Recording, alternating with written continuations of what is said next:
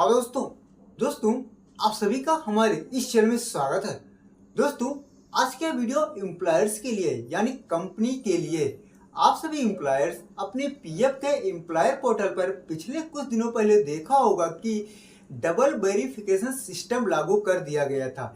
यानी portal login करने के लिए आपको लॉगिन और पासवर्ड के अलावा आपके पीएफ में रजिस्टर्ड मोबाइल नंबर पर एक ओटीपी जाता था और उस ओटीपी वेरीफाई होने के बाद ही आप अपना पोर्टल लॉगिन कर पाते थे। तब जाकर आप अपने पीएफ का लॉगिन होने के बाद अपने एम्प्लॉयों के पीएफ के काम आप कर पाते थे। तब आप यूएन जनरेट कर पाते थे, चालान ईसीआर बना पाते थे।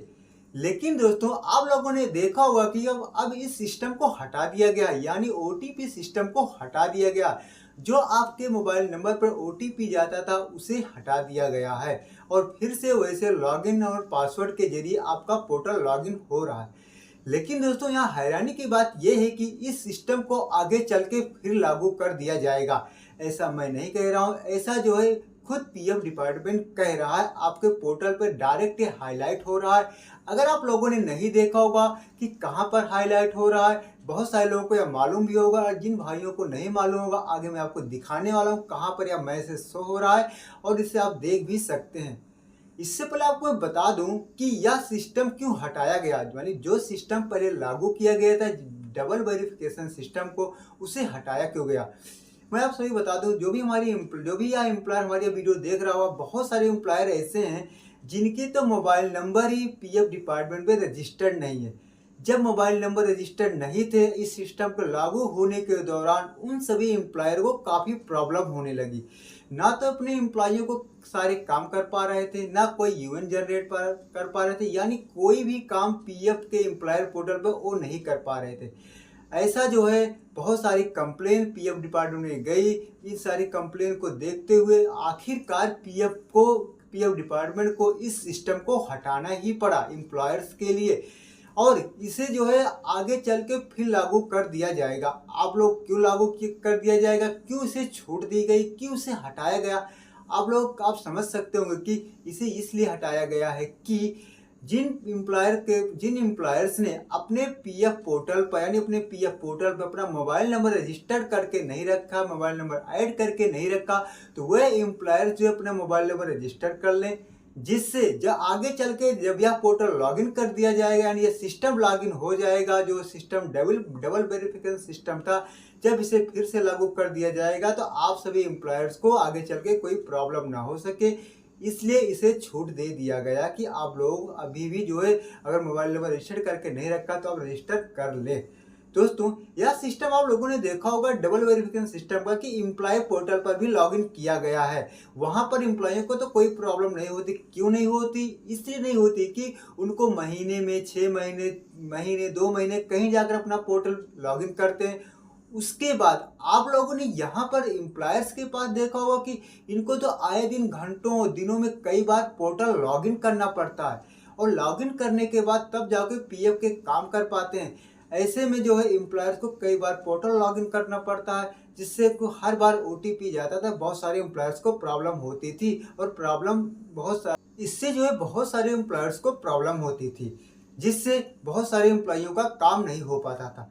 तो चलिए मैं आपको लॉगिन करके यानी एम्प्लॉयर पोर्टल लॉगिन करके दिखाता हूं कि आपका वह मैसेज जो हाईलाइट हो रहा है ईपीएफ पोर्टल पर कहां पर शो हो रहा है, आप एम्प्लॉयर उसे कैसे देख सकते हैं और उसमें क्या लिखा है ये भी मैं आपको दिखाना चाहता हूं। आप मेरे साइड स्क्रीन पर यहाँ पर देख सकते हैं, जो कि मैं दिखा रहा हूँ पोर्टल लॉगिन करके आपको दिखा रहा हूँ कि पोर्टल कैसे लॉगिन करना है, कैसे आप लॉगिन करते थे पहले, अब कैसे लॉगिन हो रहा है। यहाँ पर आप देखेंगे कि जब मैं पोर्टल लॉगिन कर रहा हूँ तो यहाँ पर जो है ओटीपी की जरूरत अभी नहीं पड़ रही है। ऐसे अब आप अपने पोर्टल को लॉगिन कर रहे हैं और जैसे ही आप अपना पोर्टल लॉगिन करते हैं, वहाँ जैसे पोर्टल लॉगिन करते ही आप देखेंगे आपके पोर्टल पे एक मैसेज हाईलाइट हो रहा है कि dear employer recently introduce OTP based on second factor authentication in employers login has been temporarily relax to the enable. मतलब कि अब इसे जो रिलैक्स कर दिया, कुछ दिनों के लिए इसे रिलैक्स कर दिया गया और आगे इसे फिर से लागू कर दिया जाएगा। आप मेरे साइड स्क्रीन में भी आप देख सकते हैं, इस मैसेज को आप देख सकते हैं।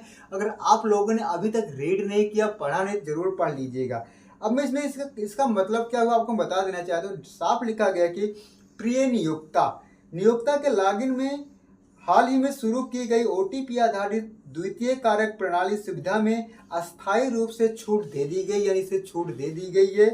ताकि क्यों छूट दी गई है? ताकि सुविधा के पुनः लागू होने के बाद नियोक्ता पोर्टल में लॉगिन करने के बाद अपने मोबाइल नंबर को अपडेट कर सके।